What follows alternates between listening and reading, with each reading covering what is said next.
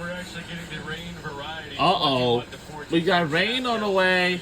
Woodward Academy, Matt Schick, Greg Harvard, joined by a couple of proud Woodward Academy dads. Rodney Harrison, Jerome Bettis here in the house. All right, put on your broadcasting hats here for a minute. Little first half analysis. I was actually really excited about Woodward. Typically in the past, we get intimidated by high-ranked teams, players, and they came out, they were aggressive. We created a turnover early, was able to go down and score, and came down right before the first half ended and was able to score.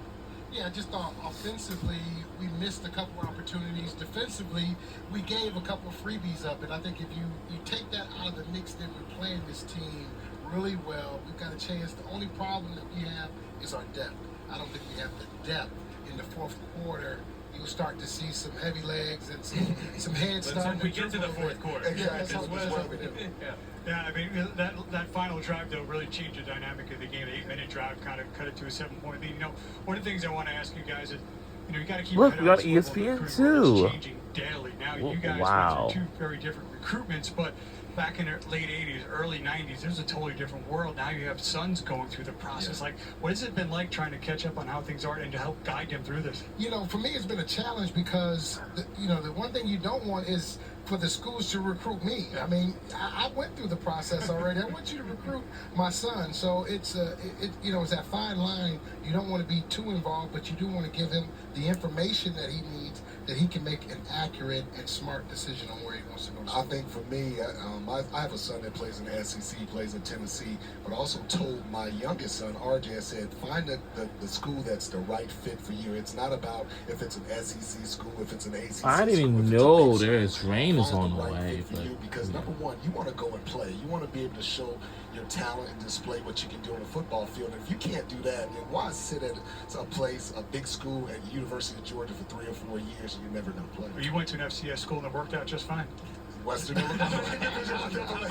How many offers did you I get? got one offer, and Western Illinois told me no matter what, we'll get you in school.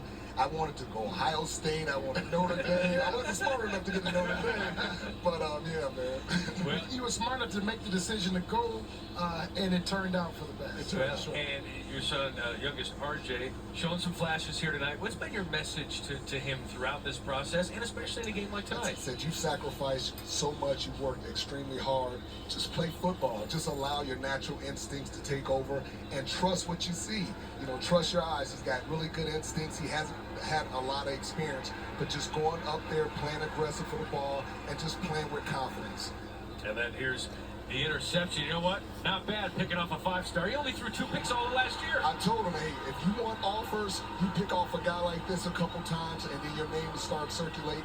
But ultimately, you just want to continue to build confidence and give your team opportunities. I got to ask you, Jerome, your son committed to Notre Dame. You said you didn't want schools to recruit you. Obviously, there's a strong connection there. You made a legacy there. As you as a father, was there any talk about maybe, going to blaze his own path or kind of following your shadows at Notre Dame? I was very conscious about that, and I wanted to make sure that if University of Notre Dame wanted him, they wanted him because of him, not because of me. And they showed. They brought their entire coaching staff to Atlanta to meet with him, to show him how much they were committed to him. But he's a lot better athlete than you, too, okay? He's a better looking athlete, too. He's 6'4". Where did he get this height from? I saw your wife, and she's not tall. My wife's father was 6'4", so the height comes from this. See, my side of the family went that way. Her side of the family went that way. I said to the open, if you're the boss, he's a stretch limo. That's right. That's just what he does. Let me ask you, how are you liking him on defense? Yeah. He came to Woodward Academy, moved to safety. He's looking pretty good. Well, it's been a struggle for him. Because, It looks like the you know, Indiana last year he Fever has started won the because of game injury. against They Mercury, asked and him the to score come was play, had 98 to he was 89. great So the yeah. defensive side, and it's been a challenge. But I like the way he's competing, and I told him, hey, just keep your head up, keep competing, and go out there and make a play. He's young, he's smart, he's athletic. And he Look, wants we're on to be better. ESPN That's right. too. The advice that I told him. Yeah, we're on I said, ESPN listen, that double too. move that you got beat on, always protect the inside. Force the quarterback to throw to the sidelines. That's his toughest throw. I don't care if you're in college, high school, or pros. That's the toughest throw. We talked about how this game has changed, not just on the field, but on the sidelines and with name, image, and likeness, right, throughout the recruiting process. How have you seen that impact recruiting from your own family? Well, personally, with my son at Tennessee, when he came out, he said, I don't need any money. I don't want any money. I just want to go to the right school, to the right fit. And, you know, when I grew up, I needed the money. I was poor. I didn't, you know, he grew up behind, you know, Gates. I never grew up behind Gates, so it's easy for him to say that.